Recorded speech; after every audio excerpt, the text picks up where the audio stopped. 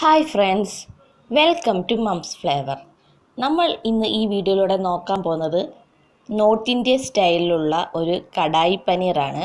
അതിനായി ഞാനിവിടെ ഒരു 100 ഗ്രാം പനീർ എടുത്തിട്ടുണ്ട്. പനീർ ഈ ഒരു വലിപ്പത്തിലാണ് കട്ട് ചെയ്തിരിക്കുന്നത്, നീളത്തിൽ.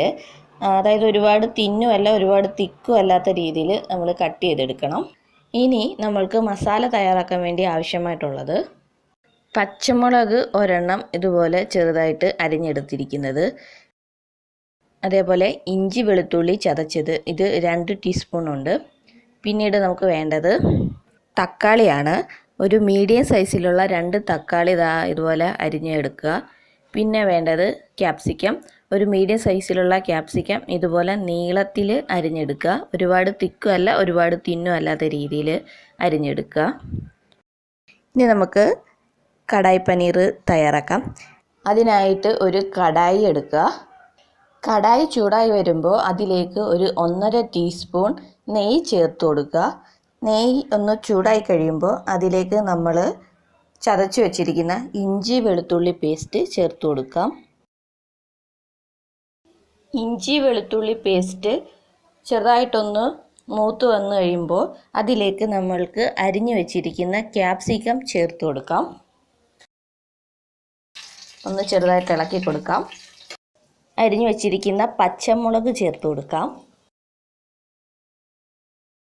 ഇനി ഈ ക്യാപ്സിക്കം ഒന്നും വാടാൻ നിൽക്കേണ്ട, അതിനു മുമ്പായിട്ട് തന്നെ നമുക്ക് 2 ടീസ്പൂൺ മല്ലിപ്പൊടി ചേർത്ത് കൊടുക്കാം.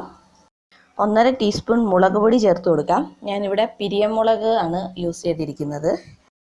ഇനി ഒന്ന് ജസ്റ്റ് വാട്ടാം. ആ പൊടിയുടെ പച്ചമണം ഒന്ന് മാറിക്കഴിയുമ്പോൾ നമുക്ക് അതിലേക്ക് തക്കാളി ചേർത്ത് കൊടുക്കാം. ഇനി തക്കാളി നന്നായിട്ടൊന്ന് വാടി വരേണ്ടതാണ്, അതുവരെ നമുക്ക് ഇതൊന്ന് വേവിച്ചെടുക്കാം. ഒന്ന് അടച്ചു വെച്ച് വേവിച്ചെടുക്കാം. ഇടയ്ക്കിടയ്ക്ക് ഇതൊന്ന് തുറന്ന് നമ്മളൊന്ന് ഇളക്കി കൊടുക്കേണ്ടതാണ്. തക്കാളി നന്നായിട്ട് വെന്ത് വന്നിട്ടുണ്ട്. തക്കാളിയിൽ നിന്ന് തന്നെ വെള്ളം ഇറങ്ങിയിട്ട് ഒരു ചെറിയ ഗ്രേവി പരുവത്തിലായിട്ടുണ്ട്. ഇനി ഇതിലേക്ക് ആവശ്യത്തിന് ഉപ്പ് ചേർത്ത് കൊടുക്കുക. ഒന്ന് ഇളക്കുക. അതിനുശേഷം നമ്മൾക്ക് ഇതിലേക്ക് 1/4 കപ്പ് വെള്ളം കൂടി ചേർത്ത് കൊടുക്കാം. എന്നിട്ടെല്ലാം കൂടി നന്നായിട്ടൊന്ന് മിക്സ് ചെയ്യാം. ആ വെള്ളമൊക്കെ ഒന്ന് തിളച്ച് വരുന്നതിന് ശേഷം നമുക്ക് അതിലേക്ക് 1/2 ടീസ്പൂൺ ഗരം മസാല ചേർത്ത് കൊടുക്കാം. ഇനി ഇതിലേക്ക് 3/4 ടീസ്പൂൺ കസ്തൂരി മേത്തി ചേർത്ത് കൊടുക്കുക. ഇത് ഒഴിവാക്കരുത്, ഇതാണ് മെയിൻ ഹൈലൈറ്റ് ഈ ഒരു കടായി പനീറിൻ്റെ. ഇനി ഇതെല്ലാം കൂടി നന്നായിട്ടൊന്ന് മിക്സ് ചെയ്യാം. പഞ്ചസാര 1/2 ടീസ്പൂൺ. ഇനി ഇതിലേക്ക് നമുക്ക് കുറച്ച് മല്ലിയിലയും കൂടി ചേർത്ത് കൊടുക്കാം. എന്നിട്ടെല്ലാം കൂടി നന്നായിട്ടൊന്ന് മിക്സ് ചെയ്യാം. അതിനുശേഷം പനീറും കൂടി ഇട്ട് നമുക്കിതൊന്ന് ചെറുതായിട്ട് വേവിച്ചെടുക്കാം. ഇനി പനീർ ഉടയാത്ത രീതിയിൽ ഒന്ന് നന്നായിട്ട് മിക്സ് ചെയ്യാം.